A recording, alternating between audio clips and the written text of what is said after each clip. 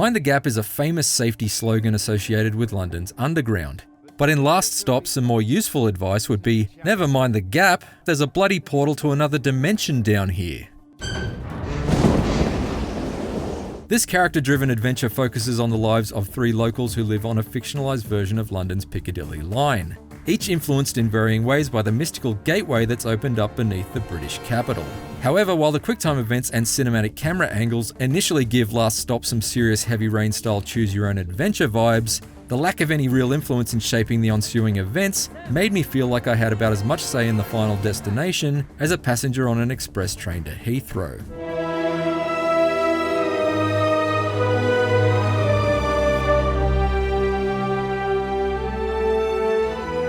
Last Stop is broken into 3 separate 6-chapter stories, culminating in a final 7th chapter that pulls the 3 storylines together into a singular climax.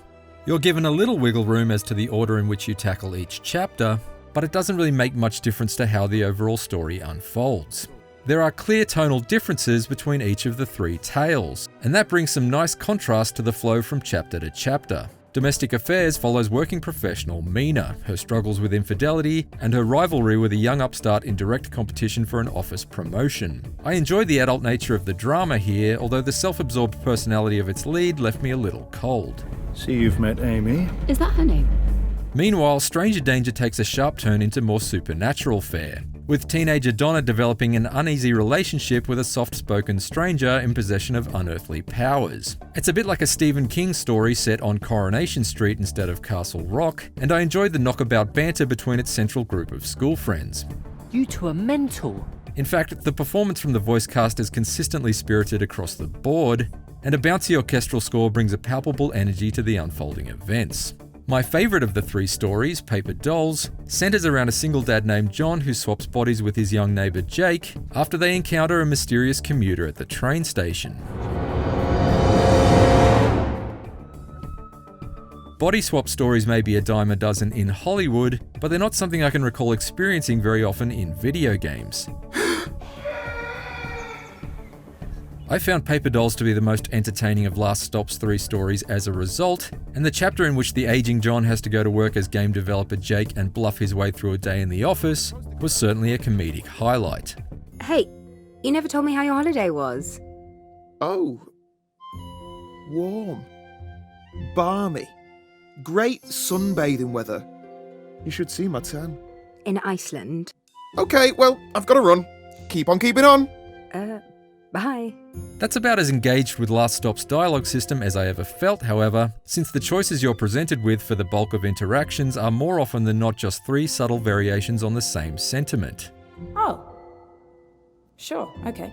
This isn't some Telltale game-style adventure where you're pressured to make snap conversation decisions while weighing up the potential positive and negative impacts on your relationship to other characters. In the general absence of any substantially contrasting dialogue options, it soon becomes clear that each interaction is going to play out effectively the same way, no matter which input you select. Here's me choosing one dialogue option. I don't think Emma would know the meaning of covert. Getting bored. Want to do some gas? And here's me choosing another. I think Emma mostly deals with unpaid parking fines.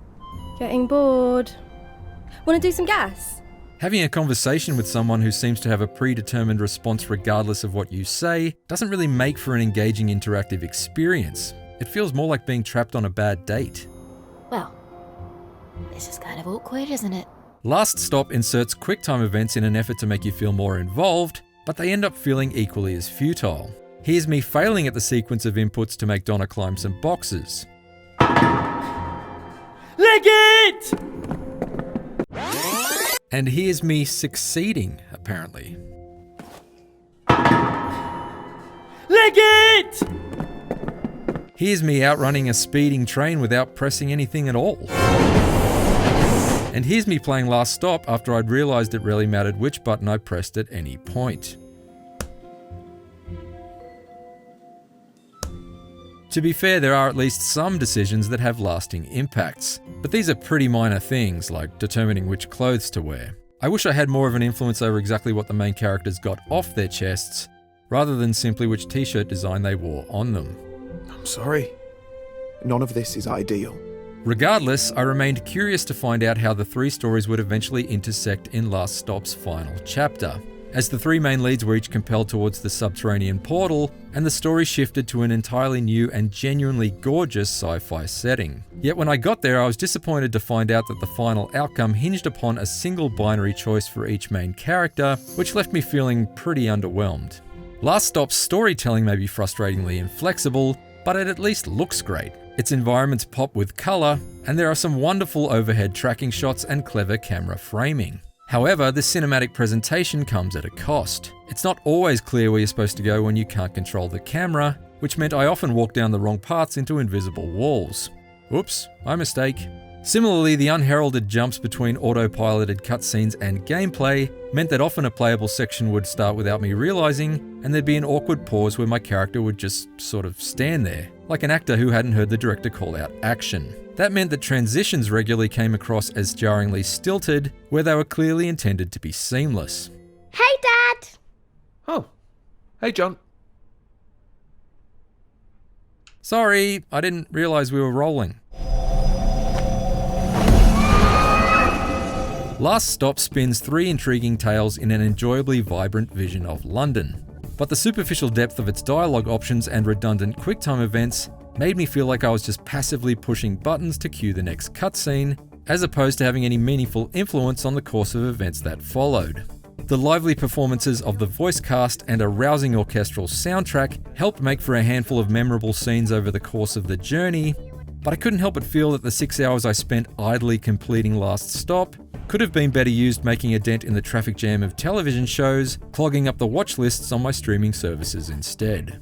For more IGN reviews, check out our verdicts on Death's Door and Wildermyth, and for everything else, stick with IGN. Now, allow me to play this one out on the piano.